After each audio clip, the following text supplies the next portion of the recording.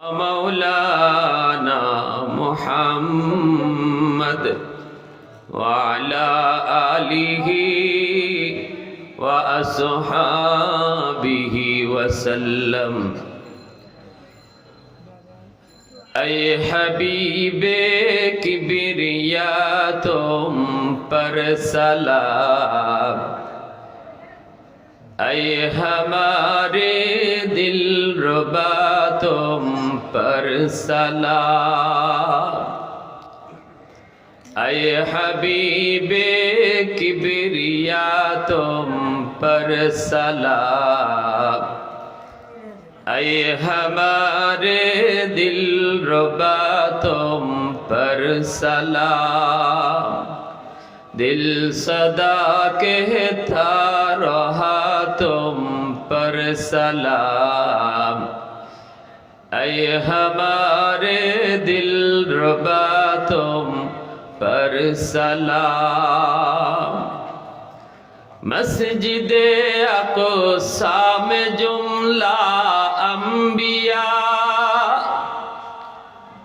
مسجد اقصی میں جملہ انبیاء مقتدی تھے اور وہ تم مقتدا مقتدی تھے اور وہ تم مقتدا اے حبیب کبریا تم پر سلام دل صدا کہتا رہا تم پر সালাম মহব্বতের সাথে জবান খুলে অল্প সময় জিকির করি রাজি আছি সবাই ইনশাআল্লাহ ভাই আওয়াজ দিয়ে বলেন রাজি আছি ইনশাআল্লাহ লা ইলাহা ইল্লাল্লাহ লা ইলাহা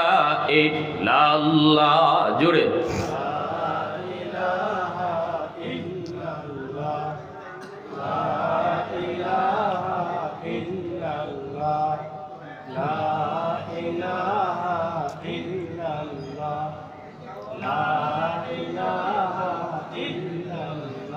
ये जिक्र खुदा दिल में सदा रहने दिया कर और नक्श खुदा दिल में जमा रहने दिया कर मुर्शिद की नजर गज़्ज़ बसर से न होती है मुर्शिद की नजर गज़्ज़ बसर से न होती है क्या खुश नजरी है क्या खुश नजरी है दिल तूर की दिल जोर दिया सबका खुदा से क्या दिल शिकानी है ला इलाहा इल्लल्लाह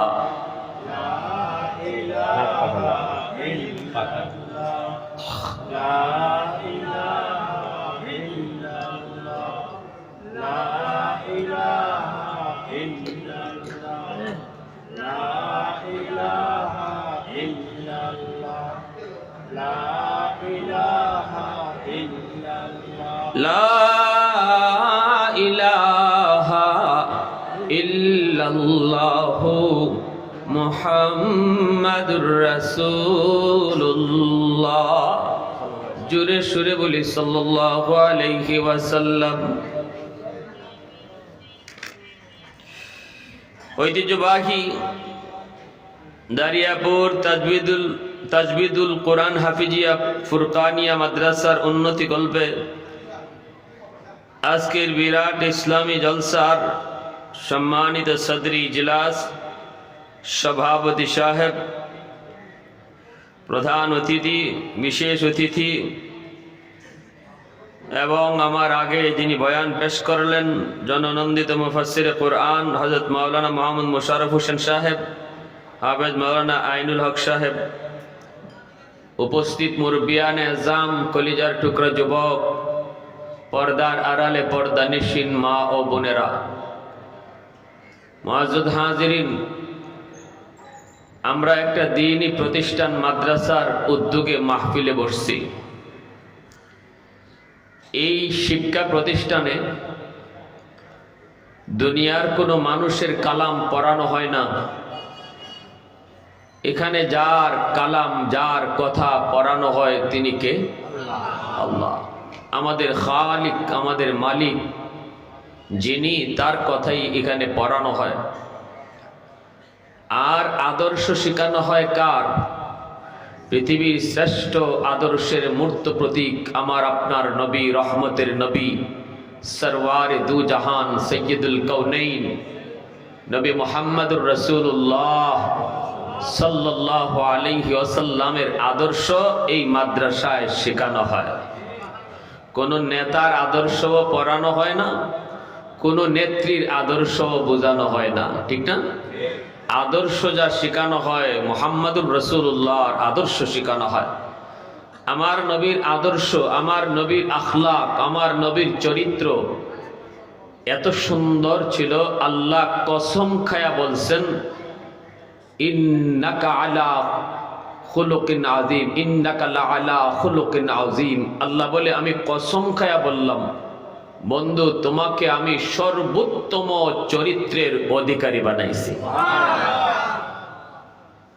নবীজির চরিত্রের চেয়ে সুন্দর কোন চরিত্র পৃথিবীর কোন মহামানবের ছিল না। আমার আপনার নবীর আখলাকের চেয়ে সুন্দর কোন আখলাক কারো ছিল না। এজন্যই নবী হলেন সকল নবীদের শ্রেষ্ঠ নবী। আখলাক আর চরিত্র আর ব্যবহারের দিক দিয়েও আমার আপনার নবী হলেন শ্রেষ্ঠ নবী, ঠিক কিনা জোরে বলেন? আসছেন নবীজি সবার পরে, কিন্তু সম্মান দিছেন আল্লাহ সবার উপরে, ঠিক কিনা ভাই? আর নবীজির উসিলায় আমরাও দামি হয়ে গেছি। নবী হলেন সকল নবীদের শ্রেষ্ঠ নবী, আর আমরা এই নবীর উম্মত হওয়ার কারণে সকল উম্মতের মাঝে আমরাও শ্রেষ্ঠ উম্মত। আল্লাহ রাসূল বলেন আনা আফজালুল আম্বিয়া ওয়া উম্মতি আফজালুল উমাম। আমি নবী সকল নবীদের শ্রেষ্ঠ, আর আমার উম্মত সকল উম্মতের মাঝে শ্রেষ্ঠ। সুবহানাল্লাহ ওয়া বিহামদিহি সুবহানাল্লাহ। এতে আমরা খুশি না? কি ভাই, খুশি না? কপাল পাইছি ভালো, কিন্তু সবার কপালে সব সয় না। কিও নবী পাইলাম খুব বড়, উম্মত হলাম খুব বড়, কিন্তু নবীর আদর্শ আমার কপালে লয় না। আমার চরিত্র দেখলে, আমার আখলাক দেখলে, আমার ব্যবহার দেখলে আমি যে শ্রেষ্ঠ নবীর উম্মত এটা বোঝাই যায় না, ঠিক না? এজন্য কথাটা বলছি যে কপাল ভালো পাইলেই হয় না, কপাল ভালো জিনিস পাওয়ার পর এটা সইতে হয়।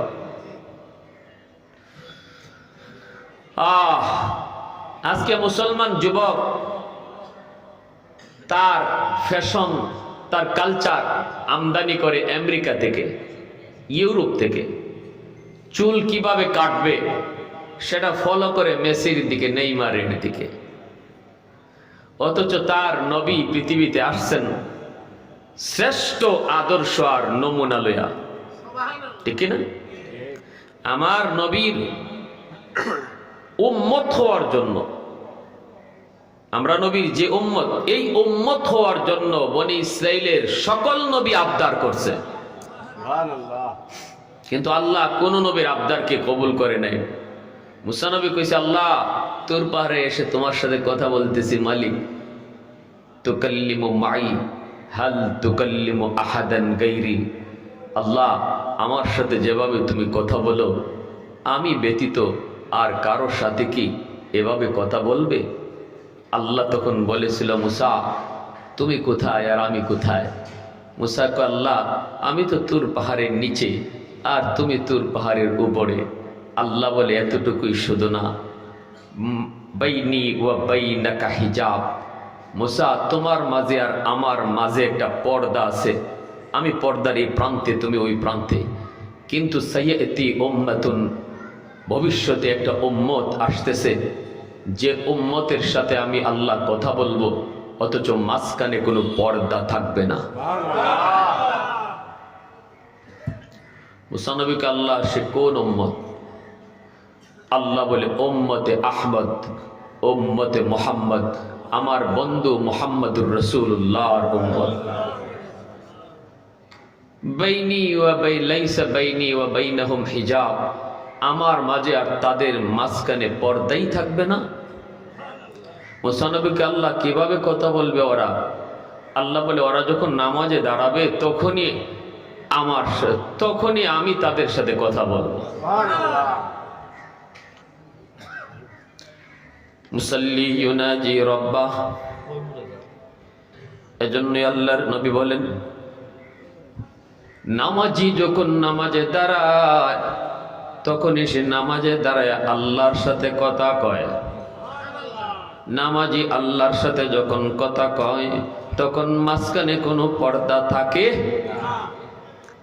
মুসা নবী কয় মালিক, বুঝলাম নামাজি নামাজে কথা কয়, কিন্তু তুমি কেমনে কথা বলবা? আল্লাহ বলেন আমার বন্ধুর উম্মত যখন কোরআন তেলাওয়াত করবে তখনই আমি আল্লাহ তাদের সাথে কথা বলবো। নামাজি নামাজে দাঁড়ায় আল্লাহর সাথে কথা কয়, আর যখন কোরআন আমরা তেলাওয়াত করব তখন আল্লাহ নিজে কথা কয়। আল্লাহু আকবার, জোরে বলে, আরো জোরে কন্যা আল্লাহু আকবার। এত দামি উম্মতের যুবক, এত দাম, এত সম্মান, এত মর্যাদা আল্লাহ তোমাকে আমাকে দান করলেন, কিন্তু আজ তোমার চুলের দিকে তাকালে তুমি ওই নবীর উম্মত, এটা বোঝাই যায় না। আজ তোমার প্যান্ট শার্টের দিকে তাকালে, তোমার দাড়ির কাটিং এর দিকে তাকালে, তোমার ব্যবহার আখলাক দেখলে, আজান হয় মসজিদে তোমার সামনে লোকজন যায়, কিন্তু তুমি মসজিদের পাশ দিয়ে যখন চলে যাও তখন তোমার দিকে তাকালে এই নবীর উম্মত যে তুমি, এই কথাটা ভাবতেও তখন বড় কষ্ট লাগে। কারণ আমার নবী রহমতের নবী শেষ সময় অসুস্থ হয়েছেন, নবীজি পায়ে হেঁটে মসজিদে যেতে পারেন না, তবুও নবী দুইজন সাহাবীর কাঁধে বর দিয়া মসজিদে হাজির হয়েছেন। আজকে তুমি আমি সুস্থ কিন্তু মসজিদে যাই না, কেমন করে নবীর উম্মত দাবি করব? তোমার মতো উম্মত হওয়ার জন্য মুসা নবী আল্লাহর কাছে আবদার করছে। বনি ইসরাইলের সব নবী আল্লাহর কাছে আবদার করেছে, এত দামি নবী, এত দামি নবী, এত দামি। ওই নবীর আদর্শগুলোই এই মাদ্রাসাতে পড়ানো হয়। আমার নবী রহমতের নবী যখন দুনিয়াতে আগমন করেন তখন থেকে নবীজির জন্ম শুধু শুরু হয়েছে তা নয়, আমার নবীর জীবনী আল্লাহ পাক জন্মের বহু বহু আগ থেকে আল্লাহ শুরু করে দিয়েছেন। নূহ নবীর জমানায় আমার নবীর গুণগান হয়েছে, আদম নবীর কাছেও আমার আপনার নবীর আলোচনা হয়েছে। আল্লাহু আকবার, জোরে বলেন। সকল নবীর কাছেই আমার আপনার নবীর আলোচনা। নবী দুনিয়াতে আসলেন, মায়ের নবী, রহমতের নবী। এইদিকে মক্কার পাশেই গ্রাম, গ্রাম থেকে মহিলারা উঠে করে মক্কায় ঢুকলো। কেন? কয় বাচ্চাগুলিরে টাকার বিনিময়ে তারা নিয়ে যাবে, কিছুদিন দুধ পান করাবে, শুদ্ধ আরবি ভাষা শিখাবে। শহরে তখন শুদ্ধ ভাষা ছিল না, বিভিন্ন দেশের লোকের মিশ্রণের কারণে মক্কার ভাষা তেমন শুদ্ধ ছিল না। আরবের শুদ্ধ ভাষা তখন গ্রামে চলতো, এজন্য ওই মক্কার শহরের বাচ্চাগুলাকে গ্রামে নিয়ে যাওয়া হতো, টাকার বিনিময়ে তারা নিয়ে যেত। মহিলারা আসতেছে, এইদিকে আমার নবী, মায়ার নবীর দুধ মা হালিমা সাদিয়া, ইনিও স্বামীকে নিয়ে রওনা দিচ্ছেন, মক্কায় আসবেন, শিশু বাচ্চা তারা নিয়ে যাবেন টাকার বিনিময়ে। বেশ কিছুদিন তারা তাকে দুধ পান করাবেন, এরপরে আবার মার কাছে ফিরে দিবেন। সবাই তো আসলো, নবীর দুধ মাও আসতেছেন। ভাইরা বন্ধুরা মনোযোগ দিয়ে শোনো যুবক, একটু দিলটা নরম করে কথাগুলি শোনো। সেই সুদূর সিলেট থেকে এসেছি, চাপা কল ধোকাবাজি করার জন্য নয়, শুধু তোমার কলিজায় কিছু কথা দিয়ে যাওয়ার জন্য। দেখো দিলটা একটু নরম হয় কি হয় না, আমার নবীর আদর্শ তুমি গ্রহণ করতে পারো কি পারো না। দেখো তোমার চলার পথটা একটু পরিবর্তন হয় কি হয় না। যদি মনটারে বুঝায় তুমি চলার পথটা পরিবর্তন করতে পারো, আমার আশাটা সার্থক, তোমাদের মাহফিল করানোটাও সার্থক। ভাইরা বন্ধুরা জন্য বলি, যুবক, নবীজির দুধমা হালিমা সাদিয়া তিনি স্বামীকে নিয়ে মক্কায় ঢুকবেন, কিন্তু ওনার উট ছিল বড় দুর্বল। এই দুর্বল উট বান্ধবীদের সাথে পাল্লা দিতে পারলো না। বান্ধবীরা আগেই তারা চলে আসলো মক্কায়। যার যার মতো করে তারা খোঁজাখুঁজি শুরু করে দিল। খুঁজে খুঁজে তারা পছন্দ মতো বাচ্চা নিয়ে নিল। কিন্তু আমার নবীর ঘরের সামনে যেই মহিলাই যায়, যাই যখন বলে বাচ্চা আসেনি, নবীর আম্মা আমেনা ঘরের ভিতর থেকে আওয়াজ দিয়ে কয়, আছে আমার মানিক, আছে মানিক। এই কথা বলতেই মহিলারা জিগাইতো, বাবা আসেনি, বাবা আসেনি। নবীজির আম্মা তখন চোখের পানি জরা জরা কাঁদতেন আর বলতেন, না গো, আমার মানিকের বাবা নাই, এতিম। জন্মের আগেই বাবা দুনিয়া থেকে বিদায় হয়ে গেছেন। মহিলারা তখন বলতো, তাহলে নিব না, কারণ বাবা না থাকলে বকশিশ বেশি মিলবে না। এই কারণে কোনো মহিলা আমার নবীকে নিতে চাইল না। কিন্তু আমার নবীর দুধমা হালিমা সাদিয়া ইনি দরজার সামনে এসে বলেন, বাচ্চা আসেনি। নবীজির মা আমেনা কয়, আছে, কিন্তু আমার মানিকের বাবা নাই, এতিম। হালিমা কয়, আমি এতিম হলেও নিব, দরজা খোলো।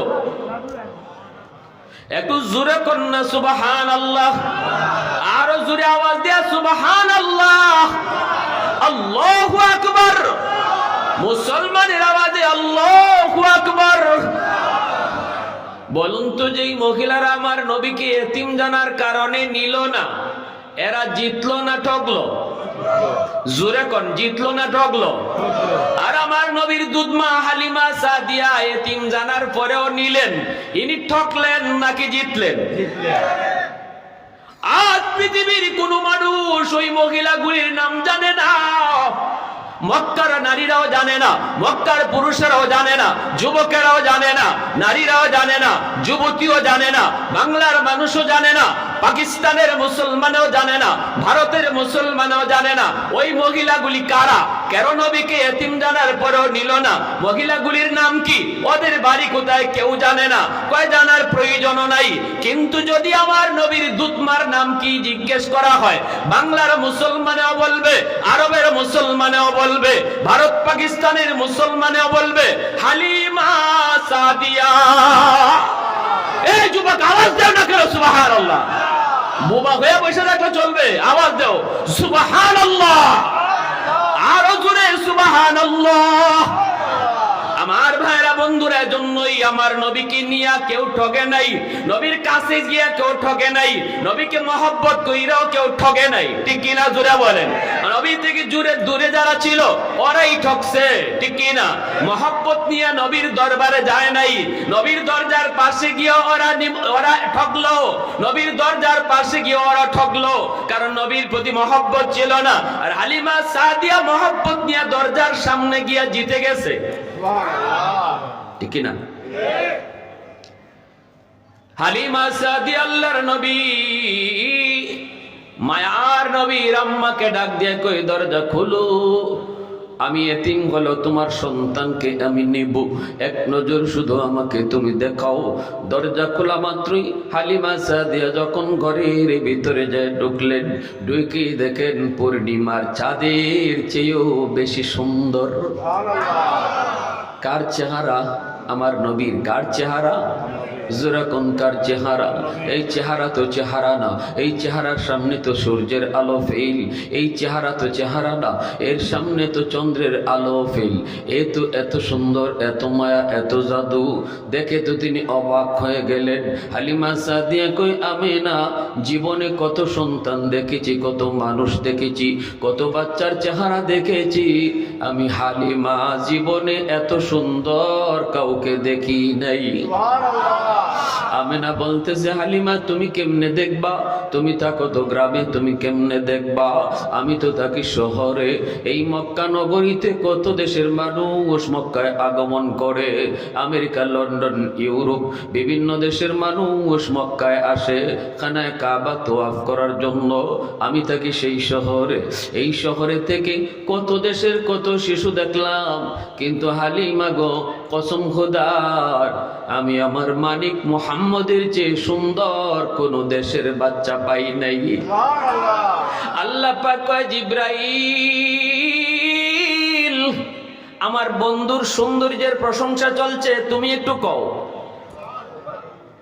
জিবরাইল আমিন কয়, আল্লাহ, আমি পৃথিবীর পূর্ব থেকে পশ্চিম, উত্তর থেকে দক্ষিণ ঘুরেছি, তোমার হাবিবের চেয়ে সুন্দর আমি কাউকে দেখি নাই।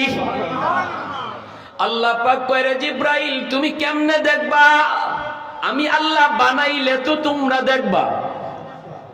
আমি আল্লাহ কি বলি শুনো, আমি আমার বন্ধুর চেয়ে সুন্দর, শুধু সুন্দর না, বন্ধুর মতো আরেকজন পৃথিবীতে বানাই নাই, বানাবো না। আল্লাহু আকবার, জোরে কর, আরো জোরে আল্লাহু আকবার। মুসলমানের আওয়াজে আল্লাহু আকবার। कौनैन मुख्तार खुदा तुमको बनाया, कौनैन मुख्तार खुदा तुमको बनाया, उम्मत का निगाहबान खुदा तुमको बनाया, उम्मत का निगाहबान खुदा तुमको बनाया। मौला मेरा आका मेरा रहमत की नबी है, ताजदार मदीना है तो माहे अरबी है, ताजदार मदीना है तो माहे अरबी है। अशजार ने देते हैं नबूवत के शहादत, तशकीक कमर में है तो अंगुल की इशारा, तशकीक कमर में है तो अंगुल की इशारा। মুসলমানের আওয়াজে বলেন আল্লাহু আকবার। আল্লাহর নবীকে কোলে নিয়ে তিনি চলে যাবেন, বের হয়ে গেলেন। ও গাবে না, বাবার প্রয়োজন নাই, আমি এতিম মুহাম্মদকে নিলাম। কোলে তুলে তিনি নিয়ে যাচ্ছেন। স্বামী দাঁড়ায় আছে বাহিরে, উটের পিঠে স্বামী দাঁড়ায় আছে, উট তো বসে আছে, স্বামী তো উটের লাগাম ধরে বাহিরে দাঁড়ানো। হালিমা সাদিয়া তিনি আল্লাহর নবীকে কোলে নিয়ে কাছে আসলেন। স্বামী জিজ্ঞেস করে, হালিমা কিছু পাইছনি?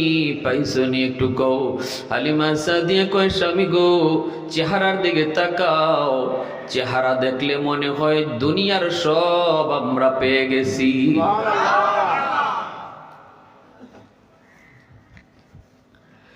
এ ভাইরা বন্ধুরা, এজন্য বলি, হালিমা সাদিয়ার স্বামী কয়, উঠো। খাসাইসুল কুবরা নামক কিতাবের ভিতরে লিখেন, আমার নবী মায়ের নবীকে নিয়ে হালিমা সাদিয়া উটের পিঠে বসলেন, আর স্বামী উটের সামনে বসলো। উটের লাগাম ধরে উটকে কয়, উঠ চল, বাড়ি যাব। কিন্তু উট বসা যে বসাই, উঠেও না, নড়েও না, কথাও কয় না। স্বামী এবার উটকে পিঠায় আর বলে, উঠে চল চল, বাড়ি যাব। কিন্তু উট নড়ে না, চড়ে না, কথা তো বলবি না। উট তো নড়েই না, হাঁটে না, না না, বসা থেকেই তো উঠে না, চলবে কেমন করে? যতই পিঠায় উট নড়ে না, চড়ে না। এইবার উঠে আল্লাহর কাছে জবান চায়, জবান। উঠে ডাক দেখো, মালিক, আমার দুনিয়ার মালিক, আমার যতই পিঠাক, আমি কেন উঠি না, কেন আমি চলি না? এই কথাটা বোঝাইমু কেমনে? জবান তো তুমি আমাকে দাও নাই। আল্লাহ তুমি তো চাইলে জবান দিতে পারো, অল্প সময়ের জন্য একটু জবান দিবানি। বলা মাত্রই আল্লাহ পাক রব্বুল আলামিন উটের জবান আল্লাহ খুলে দিলেন। যেরকম সুবহানাল্লাহ। কি হয়েছে বাচ্চাটা? কি হয়েছে? অসুস্থ নাকি?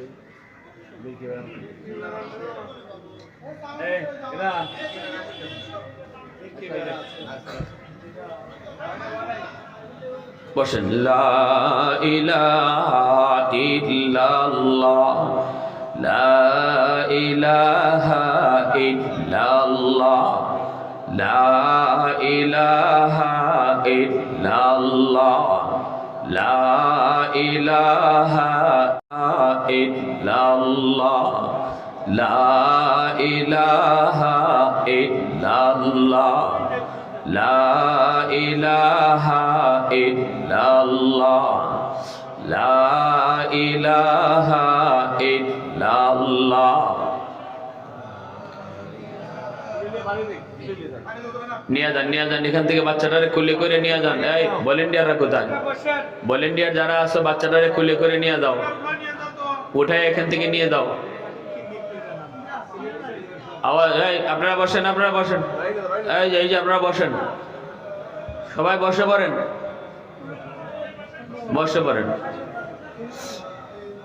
লা ইলাহা ইল্লাল্লাহ লা ইলাহা ইল্লাল্লাহ।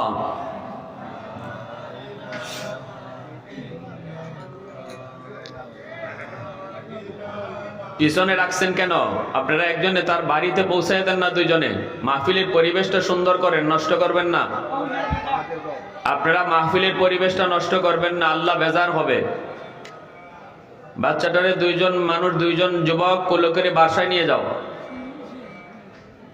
আওয়াজ দেন, আওয়াজ দিয়া জবান খুলে লা ইলাহা ইল্লাল্লাহ লা ইলাহা ইল্লাল্লাহ।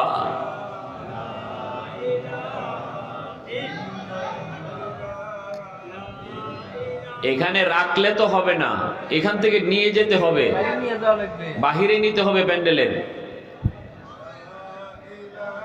লা ইলাহা ইল্লাল্লাহ লা ইলাহা ইল্লাল্লাহ। আপনার হাতে পায়ে ধরেন, চারজন মানুষে ধরেন না, হাতে পায়ে ধরে তার বাড়ি নিতে পারেন না। লা ইলাহা ইল্লাল্লাহ লা ইলাহা ইল্লাল্লাহ।